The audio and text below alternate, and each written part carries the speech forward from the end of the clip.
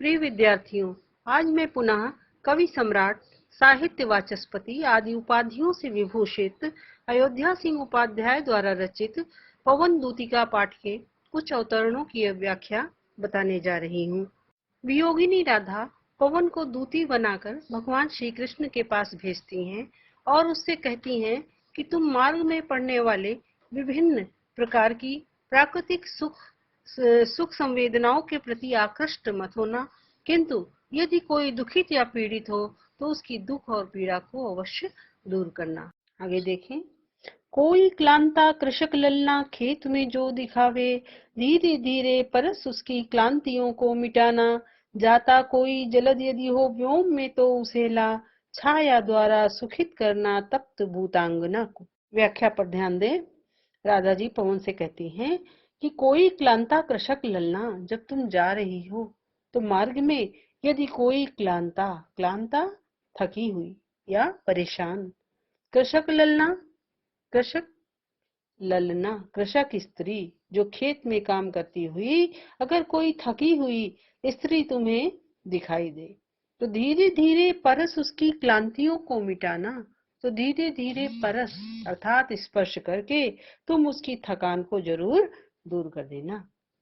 जाता कोई जलद यदि हो व्योम में तो उसे ला, और फिर अगर तुम्हें वहीं पर कोई आकाश में, व्योम में अर्थात आकाश में जाता हुआ जलद अर्थात बादल तुम्हें दिखाई दे तो उसे ला, तुम उसे अपने वेग से उड़ाकर ले आना।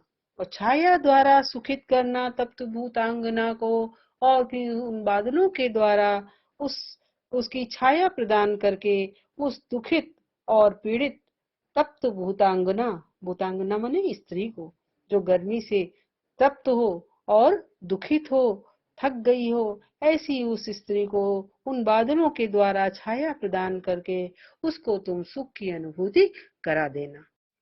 आगे देखें। जाते जाते पहुंच मथुरा धाम में उत्सुका हो, न्यारी शोभा वर नगर की देखना मुग्ध होना। तू होवेगी चकित लग के मेरु से मंदिरों को, आभा वाले कलश जिनके दूसरे अर्क से हैं।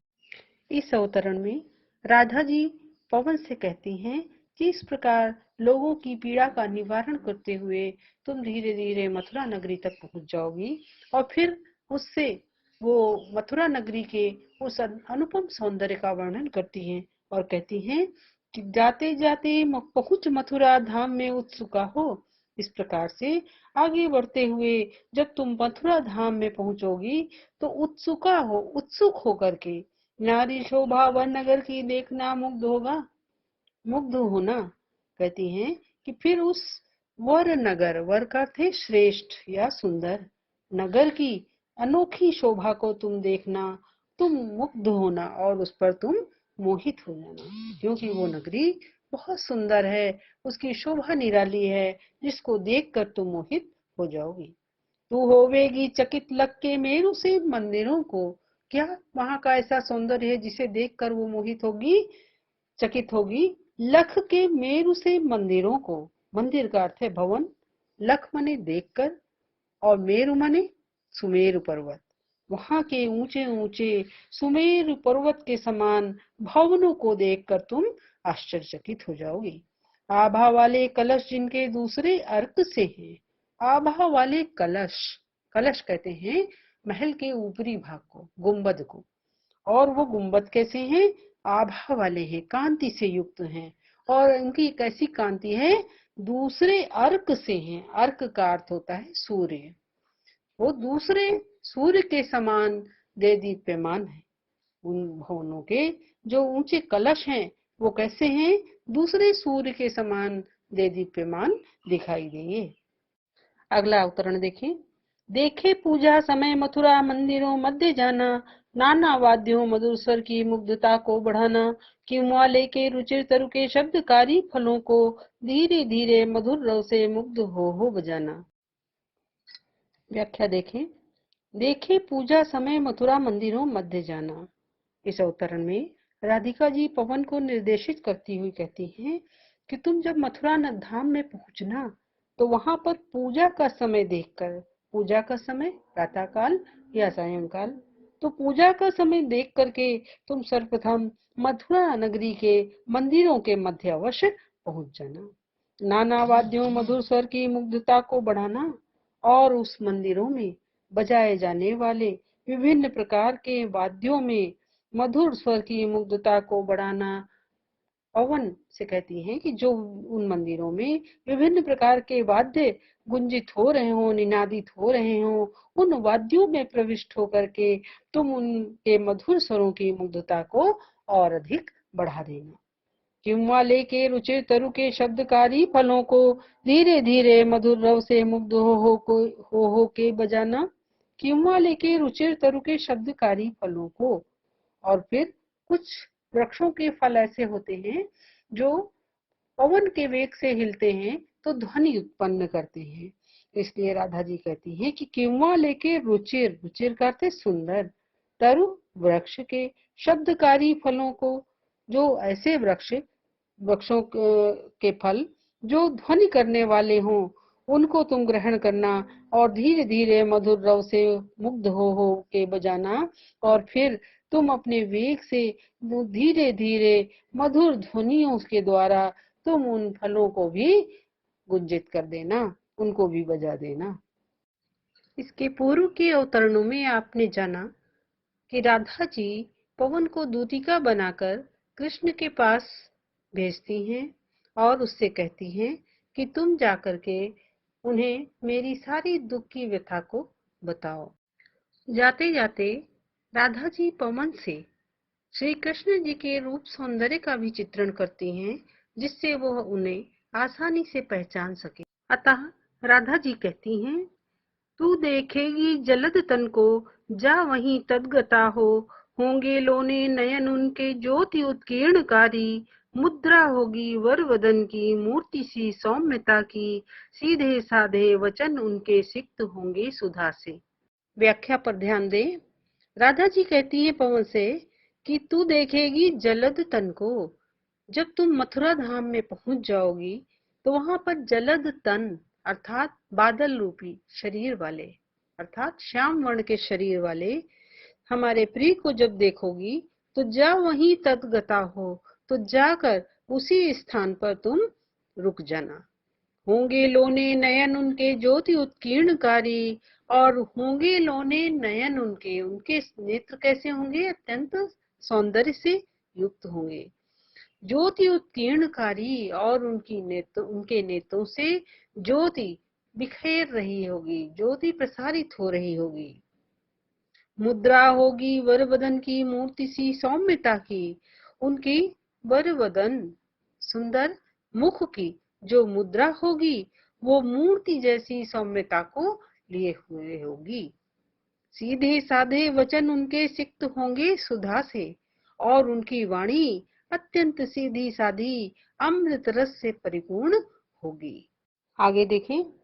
नीले फूले कमल दल सी गात की श्यामता है, पीला प्यारा वसन कटी में पहनते हैं फबीला, छूटी काली अलक मुख की कांति को है बढ़ाती, सद वस्त्रों में नवल तन की फूटती सी प्रभा है। व्याख्या पर ध्यान दें। राधा जी कहती हैं पवन से कि उनके प्रिय अर्थात श्री कृष्ण के गात की श्यामता, उन गात माने शरीर, शरीर की जो श्यामलता है वो नवीन खिले हुए कमल दल के समान है। नीले फूले कमल दल सी उपमा अलंकार का प्रयोग हुआ है। आगे देखें। पीला प्यारा वसन कटी में पहनते हैं फबीला, और उस श्याम वर्ण के शरीर पर वो कैसा वस्त्र धारण किए हुए हैं? पीला प्यारा वसन, प्रिय लगने वाला पीत वर्ण का वस्त्र कटी में पहनते हैं फबीला, कटी में अर्थात कमर पर पहनते हैं, धारण करते हैं। फबीला अर्थात शोभा देने वाला, शोभा देने वाला पीला रंग का सुंदर वस्त्र वे हमारे प्रिय हमारे श्री कृष्ण अपनी कमर पर धारण करते हैं। छूटी काली अलख मुख की कांति को है बढ़ाती, और छूटी काली अलख, अलख कहते हैं बालों की लट को, और उनकी बिखरी हुई काली बालों की लट उनके मुख की शोभा को, उनके मुख की कांति को और भी शोभा प्रदान करती है। सदवस्त्रों में नवल तन की फूटती सी प्रभा है। सद वस्त्रों में, सद श्रेष्ठ अच्छे वस्त्रों में, नवल तन उनके उस नवीन शरीर की फूटती सी प्रभा है, जैसे कांति या प्रभा बिखेर रही हो, फूट पड़ी हो। इस प्रकार से सुंदर वस्त्रों में उनका वो सुंदर सांवला शरीर सुशोभित हो रहा है। अगला उदाहरण देखिए। सांची ढाला सकल वपुहे दिव्य सौंदर्यशाली, सत पुष्पों सी सुरभि उसकी प्राण संपोषिका है। दोनों कंधे वृषभ वर्षे हैं बड़े ही सजीले, लंबी बाहें कलभ कर सी शक्ति की पेटिका है। व्याख्या पर ध्यान दें। राधा जी पवन से श्री कृष्ण जी की शोभा का वर्णन करती हुई कहती हैं कि उनका संपूर्ण शरीर सांचे में ढला हुआ है, अर्थात सुडौल है। सांचे ढाला सकल वपु है, उनका सकल अर्थात संपूर्ण, वपु का अर्थ है शरीर, कैसा है? सांचे में ढला हुआ है अर्थात सुडौल है। दिव्य सौंदर्यशाली, दिव्य अलौकिक, सौंदर्यशाली है, इस प्रकार से उनका वो शरीर अलौकिक सौंदर्य से युक्त प्रतीत होता है। सतपुष्पों सी सुरभि उसकी प्राण संपोषिका है। सतपुष्पों सी सुरभि, सुरभि का अर्थ है सुगंध, प्राण संपोषिका प्राणवायु, उनकी श्वासें कैसी हैं? उनकी श्वासों की सुगंध सुंदर पुष्पों को लिए हुए की सुगंध को लिए हुए हैं। दोनों कंधे वृषभ वर्षे हैं बड़े ही सजीले, और मेरे उन प्रिय कृष्ण के दोनों कंधे वृषभ वर, वृषभ बैल, वर श्रेष्ठ बैलों के समान बड़े ही मजबूत और सौंदर्य से युक्त है। लंबी बाहें कलभ कर सी शक्ति की पेटिका हैं, और उनकी दोनों भुजाएं कैसी हैं? लंबी बाहें कलभ कर सी, कलभ हाथी, कर सूंड, कलभ कर सी हैं, हाथी की सूंड के समान शक्ति की पेटिका है, अपार शक्ति का भंडार है। उनकी दोनों भुजाओं में हाथी की सूंड के समान अपार बल समाया हुआ है। देखें, राजाओं सा सिर पर लगा दिव्य आपीड़ होगा, शोभा होगी उभय श्रुति में स्वर्ण के कुंडलों की, नाना रत्ना कलित भुज में मंजू के यूर होंगे, मोती माला लसित उनका कम्बुसा कंठ होगा। व्याख्या पर ध्यान दें। राजाओं से सा सिर पर लगा दिव्य आपीड़, आपीड़ कहते हैं मुकुट को, दिव्य अलौकिक। अब श्री कृष्ण जी का परिचय बता रही हैं, जिससे पवन को किसी प्रकार का संदेह न हो उनको पहचानने में। तो बताती हैं, पहले उनके रूप सौंदर्य का चित्रण करती हैं, फिर उनकी पूरी वेशभूषा का चित्रण करती हुई कहती हैं कि राजाओं सा सिर पर लगा दिव्य आपीड़ होगा, हमारे उन प्रिय कृष्ण ने राजाओं के समान अपने मस्तक पर अलौकिक मुकुट धारण कर रखा होगा। शोभा होगी उभय श्रुति में स्वर्ण के कुंडलों की, और शोभा होगी उभय श्रुति, श्रुति का अर्थ है कान, उभय दोनों, दोनों कानों में सोने के कुंडल शोभायमान हो रहे होंगे। नाना रत्ना कलित भुज में मंजू के यूर होंगे, नाना प्रकार के, विविध प्रकार के, रत्नाकलित रत्नों से जड़े हुए, भुज में भुजाओं में, मंजू के यूर, मंजू का अर्थ सुंदर, केयूर बाजूबंद, भुजाओं में पहनने वाला आभूषण, जो नाना प्रकार के रत्नों से जड़ित होगा, ऐसा बाजूबंद उन्होंने अपनी भुजाओं में धारण कर रखा होगा। मोती माला लसित उनका कम्बुसा कंठ होगा। कम्बु कहते हैं शंख को, और कम्बुसा कंठ किसके समान कंठ होगा? शंख के समान। वो भी किससे सुशोभित हो रहा होगा? मोती माला लसित, लसित सुशोभित, मोती की माला से सुशोभित, कम्बु के समान अर्थात शंख के समान उनका सुंदर कंठ होगा। आगे देखें। तेरे में है न ये गुण जो तू व्यथाएं सुनाए, व्यापारों को प्रखर मति और युक्तियों से चलाना, बैठे जो हो निज सदन में मेघ सी कांति वाले, तो चित्रों को इस भवन के ध्यान से देख जाना। अब इस अवतरण पर ध्यान देंगे, क्योंकि इससे पूर्व राधा जी ने पवन को सारी आवश्यक बातें समझा दी हैं कि वो कैसे जाएगी, मार्ग में क्या क्या उन्हें मिलेंगे, किससे मोहित होना है, किससे नहीं होना है, और फिर जब वो मथुरा पहुंचेगी तो मथुरा के वैभव को बता दिया, वहां के मंदिरों के विषय में बताया, और उसके बाद अपने प्रिय कृष्ण का पूरा परिचय दिया, जिससे वो उन्हें पहचान सके। लेकिन अब सामने क्या समस्या है कि वो पवन वाणी के द्वारा उसकी व्यथा को कृष्ण के समक्ष प्रस्तुत नहीं कर सकती है।